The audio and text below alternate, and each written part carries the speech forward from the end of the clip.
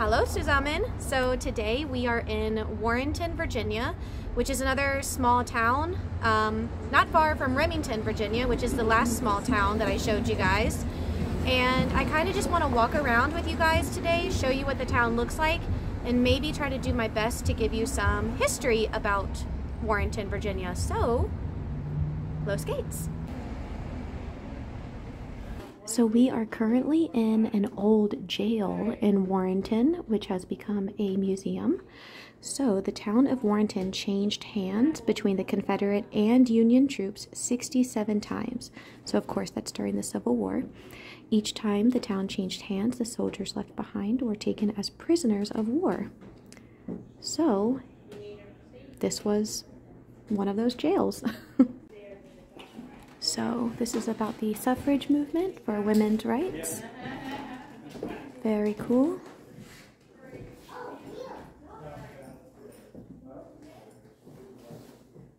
A lot of different memorabilia here. Here is an American helmet from World War I. Pretty neat.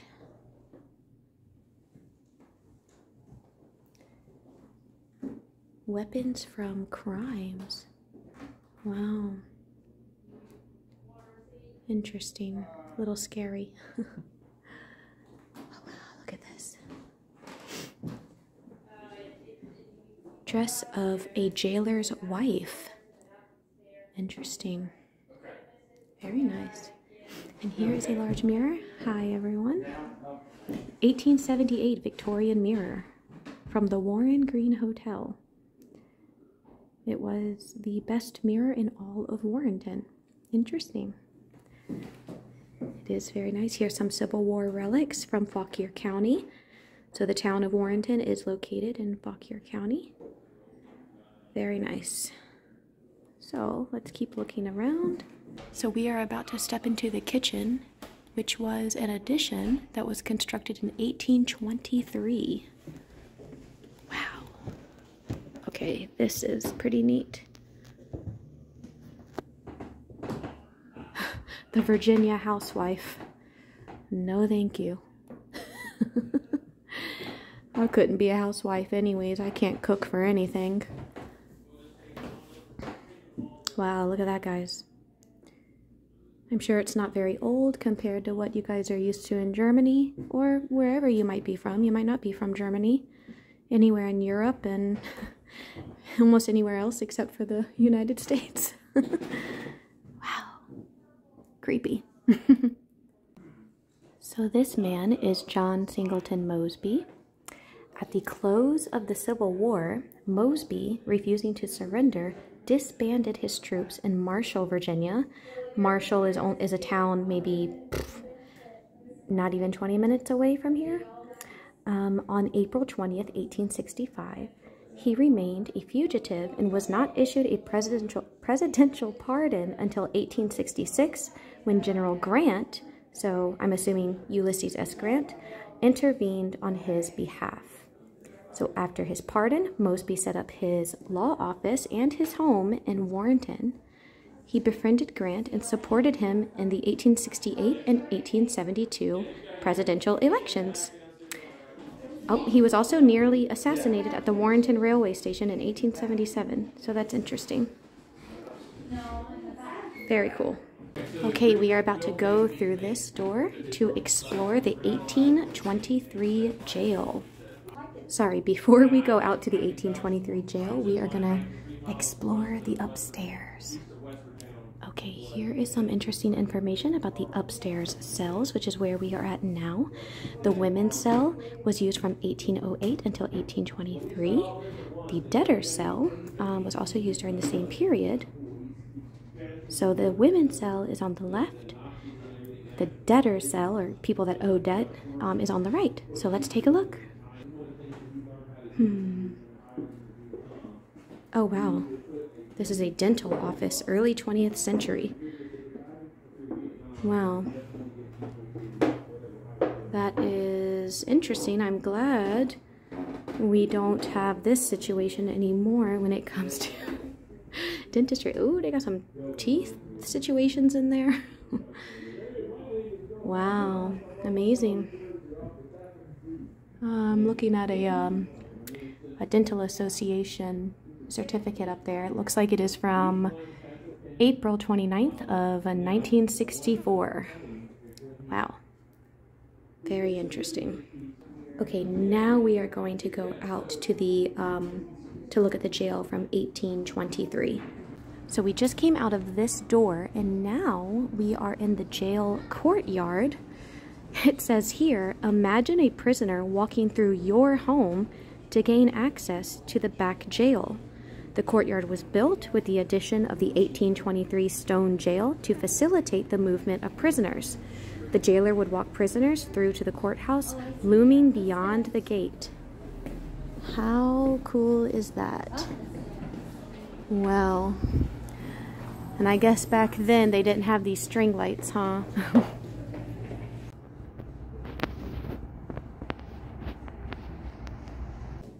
Okay, so now we are upstairs in the 1823 part of the jail. And, interesting. So downstairs, Santa is reading to the children, so we have to be quiet. So let's take a look around here. Interesting. What does this say? Ronald Stalls was the last resident jailer until the old jail closed in October 1966. Wow. They had 18 inmates at that time that had to be moved to a different jail.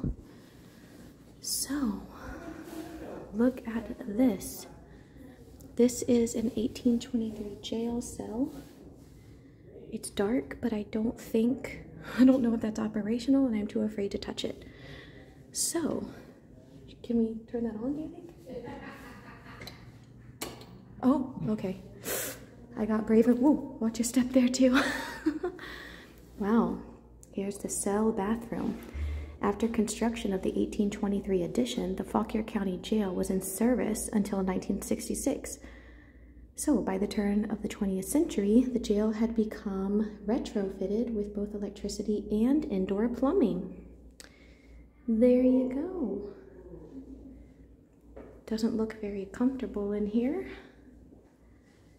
Prisoners escape from the county jail. Ooh, okay. We have some very old, outdated language here. A man by the name of John Butler, convicted and sentenced in the circuit court last week to the penitentiary for 14 years for the murder of Henry Clay Lee, made his escape from the jail of this place on Monday night. Interesting. Wow. We have some prisoners here. A lunatic. So a lunatic is like a crazy person, right? Which is both inappropriate words to describe people in general, but yeah. Here's a little window. Let's go check out the other side now. And here we go, mental health and the jail. Coldly referred to as lunatics or the insane in documents, these people sometimes experience deplorable conditions while confined here. In 1820, inspectors found prisoner Richard Latham to be naked and filthy and chained in irons. They demanded the jailer, Benjamin Lakin, provide him clothing for fear of him dying from cold. Horrible. Confining women. When a white woman was confined in the jail, a strict separation between the sexes was maintained. In one instance, a justice of the court feared overcrowding would necessitate the combining of female and male prisoners in violation of all the rules of propriety and common decency. However, this rule did not apply to black women who were confined with white and black men throughout this period. So, yeah, gotta love history. It's all messed up. Okay, y'all, a long time ago I was in here and I got very scared. This is maximum security. So this steel maximum security cage, which I'm about to show you, was not added until 1909. This was the only cell that ever had the cage that most of us envision when we think of a prison. So let me show y'all what scared me. Last time, look at this. They just got like a guy in there. But last time it was a guy, he was like sitting down. Look at this situation, man. Can you even imagine? Look, what does this say? Sorry, it's having trouble. So it says, I'm for God. Some loved the world? I don't know. All I know is this is creepy. There's a sink. Oh man. Could y'all imagine having to be confined in something like this? I mean, oh Jesus, he just scared me again. Lord have mercy. Y'all, just tell me that's not creepy. Just tell me that's not creepy, okay? You can't tell me. And out here, there's a nice view of a stone wall. So here's a little plaque outside of the jail about John Mosby, Lieutenant John Mosby, that we learned about inside. He was also known as the Gray Ghost, the Gray Ghost of the Confederacy. He is honored by the statue at this site, and it doesn't give a reason why he was named the Gray Ghost. If I find more information about that, I will put that into the description box below, and maybe also a comment. I'll pin a comment. But yeah, so here is the outside of the jail. Fauquier History Museum at the old jail, 1823 jail. And yeah, I have to say I really enjoyed myself. Here's the statue dedicated to John Mosby, which, okay, a statue dedicated to a Confederate soldier is interesting, to say the least, but here we are. So, over there, that's Red Truck Bakery, right here. Just a bakery. And I want to say that this is actually the town hall. Warrenton Library is what it says. Interesting. And yeah, so I think what we want to do is we want to start making our way down Main Street so that I can show you guys a little bit of what the town looks like. And like I said, I'll do my best with the landmarks and different historical information. We just randomly decided to come out here today. So, you know me, if you've been watching any of my videos, you know I just go somewhere and I'm like, well, I'll learn as I go. So here we are. Yeah, so like I said before, this is a public library. Looks really nice to me. Not really sure what that building is. It's probably not very important, to be honest. There's another part of the library over there. Or that's the library too? Fauquier County Library. Okay. And then this looks like there's a church down there. And here's the beginning of Main Street. So we'll take you guys along there so that you can kind of see what it looks like and everything. Right here is actually the General District Court. And yes, I have been in there. That's an interesting story that maybe I'll share one day, or I could tell you really quick now. So my ex-stepdad, so my mom's ex-husband, tried to sue me. No, he did not win. It was thrown out of court. I did have to go to court though. But I guess he was trying to retaliate against my mother. So, yeah. That's all I'll say about that. That was an interesting situation. First and only time I've ever had to go to court. This is over here. This building is the Juvenile Domestic Relations District Court. So, anything related to juveniles there. So, let's keep heading down Main Street. So right now we're on a side street next to the Juvenile District Court. And I just wanted to show this really cool mural that they have over here. Really colorful and pretty. So we'll go back up there to the main street and we will, yeah, we'll keep walking and talking. All right, so here is the main street. They have shops, restaurants, everything. There's also a post office down here too. I really like this place. It's called Deja Brew Cafe. They actually have really good coffee. And I won't lie, it's sometimes hard to find good coffee in the United States. Okay, I don't want to say the whole country, but anywhere in driving distance for me in Virginia, it's a little bit difficult. But that place, I've always liked it a lot. It's really good. This is like it's called Black Bear Brick Oven and Pizzeria. Yum. They spelled pizzeria wrong though, unless that's how it's supposed to be spelled. No. Pizza. Oh, maybe they did that on purpose though, because pizza ends in A. Yeah, it's not correct. Oh, okay. Well, this is a brewery here. Not that, but Altered Suds. I would be tempted to try that, actually. Let's keep looking then. Maybe we'll go back and try that. I don't know yet. Warrenton is also very hilly. At least, like, on these side roads. You get some good exercise walking around here. Oh, and I also took a picture in front of this sign earlier. It says, "Greetings from Old Town." So this is the Old Town section of Warrenton, Virginia. Yeah, so this building over here is the U.S. Post Office that's in town. USPS. They have an Amish outlet here, which is really cool. So all, you know, furniture and different things made by Amish people, which is really awesome. They make the best stuff. Very good quality, I would say. So yeah, look, they have like little bikes and little wagons and different things. It's really cute. And there's just like little businesses in town and whatnot. And it looks like very Christmassy right now, which is really nice. So we are already gonna start walking back to the car. That's really the majority of Old Town Warrenton. I'm absolutely sure it could have shown more. It's just that I'm not 100% familiar with downtown, and like I said, I just randomly decided to come out here today.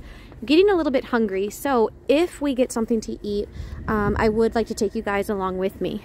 So we're no longer in the Old Town part of Warrenton, but I wanted to come to Foster's Grill here. They have like American food, you know, basic stuff. So let's go inside. I almost forgot to show you guys the food I got. So, sorry, I already took a bite, but I got a hot dog. It's a 1/4 pound hot dog. So I don't know if I'm going to be able to finish it.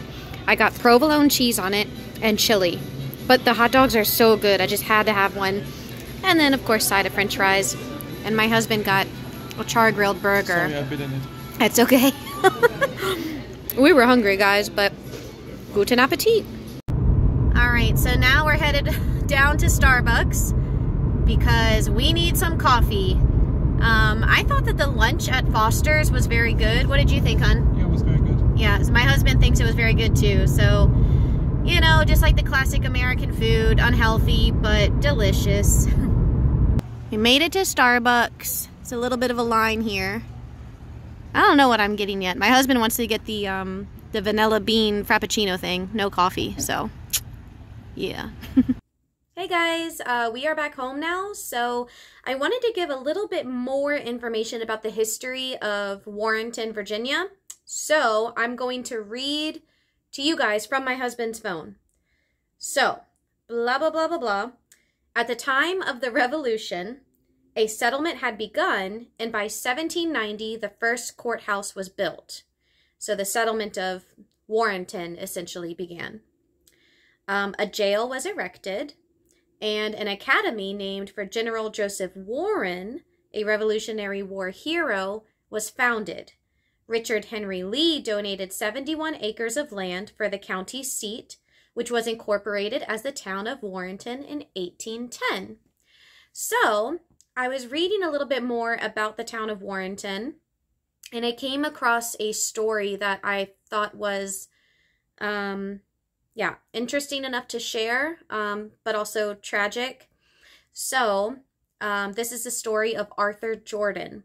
So, Arthur Jordan, an African-American man, was lynched. So, if you're not familiar with the term lynched, that essentially means that this man was hanged, right, by a mob of approximately 60 to 75 men in white hoods in the early hours of January 19th, 1880. Jordan had been accused of